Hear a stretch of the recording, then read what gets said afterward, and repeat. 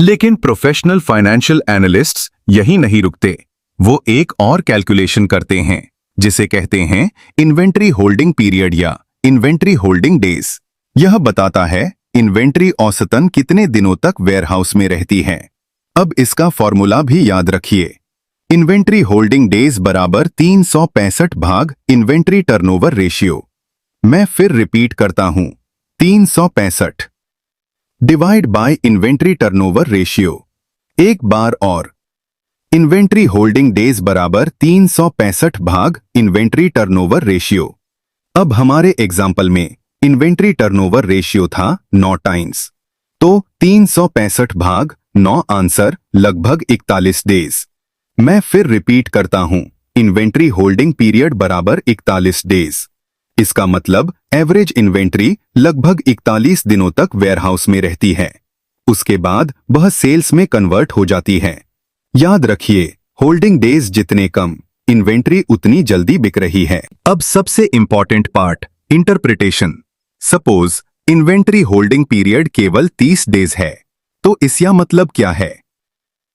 Generally यह अच्छी बात मानी जाती है क्योंकि इन्वेंट्री जल्दी बिक रही है, कैश जल्दी वापस आ रहा है, स्टोरेज कॉस्ट कम है, वर्किंग कैपिटल कम ब्लॉक हो रहा है। याद रखिए, less holding days generally better. मैं फिर रिपीट करता हूं, कम होल्डिंग पीरियड का मतलब है fast inventory movement, fast sales, better cash flow, efficient inventory management. लेकिन अब दूसरी सिचुएशन, अगर inventory holding period 120 days, 150 days या उससे भी ज्यादा हो जाए तो क्या होगा? इसका मतलब हो सकता है slow moving stock, dead stock, obsolete goods, high storage cost, blocked working capital और कई बार कंपनी को डिस्काउंट देकर पुराना स्टॉक बेचना पड़ता है। इसलिए याद रखिए, lower holding period generally good, higher holding period needs investigation. लेकिन एक बात हमेशा याद रखिए, कोई भी रेशियो अकेले देखकर डिसीजन मत लीजिए।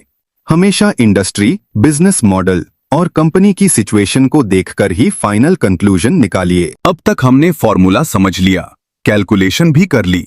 अब सबसे important question, high inventory turnover ratio आता क्यों है और लो इन्वेंट्री टर्नओवर रेशियो आता क्यों है? चलिए एक प्रैक्टिकल एग्जाम्पल से समझते हैं। मान लीजिए आपका एक इलेक्ट्रॉनिक्स स्टोर है। नया स्मार्टफोन मॉडल लॉन्च हुआ, पहले ही महीने पूरा स्टॉक सेल हो गया। अब बताइए, क्या यह अच्छी बात है? बिल्कुल, यह कहलाता है फास्ट मूविंग इन्वेंट्री।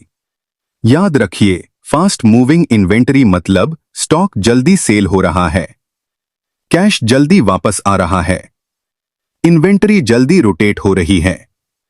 और यही कारण है कि ऐसी कंपनी का inventory turnover ratio generally high होता है। मैं फिर रिपीट करता हूं, फास्ट मूविंग इन्वेंट्री बराबर higher inventory turnover ratio.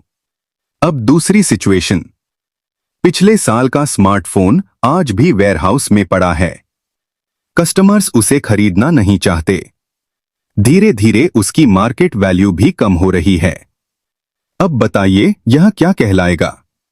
Correct answer, dead stock. याद रखिए, डेड स्टॉक कंपनी का पैसा रोक देता है, वेयरहाउस भर देता है, स्टोरेज कॉस्ट बढ़ा देता है और इन्वेंट्री टर्नओवर रेशियो को नीचे ले जाता है। मैं फिर रिपीट करता हूं, डेड स्टॉक बराबर लोअर इन्वेंट्री टर्नओवर रेशियो। अब तीसरी सिचुएशन, टेक्नोलॉजी बदल गई, कस्टमर्स की डिमांड खत्म हो गई और प्रोडक्ट की मार्केट वैल्यू लगभग 0 हो गई। ऐसे इन्वेंट्री को कहते हैं ऑब्सोलेट इन्वेंट्री। इसलिए फास्ट मूविंग इन्वेंट्री अच्छी होती है, डेड स्टॉक नुकसान करता है और ऑब्सोलेट इन्वेंट्री सबसे बड़ा रिस्क होता है। अब एक कॉन्सेप्ट जो इंटरव्यू में भी पूछा जाता है और प्रैक्टिकल लाइफ में भी बहुत इंपॉर्टेंट है।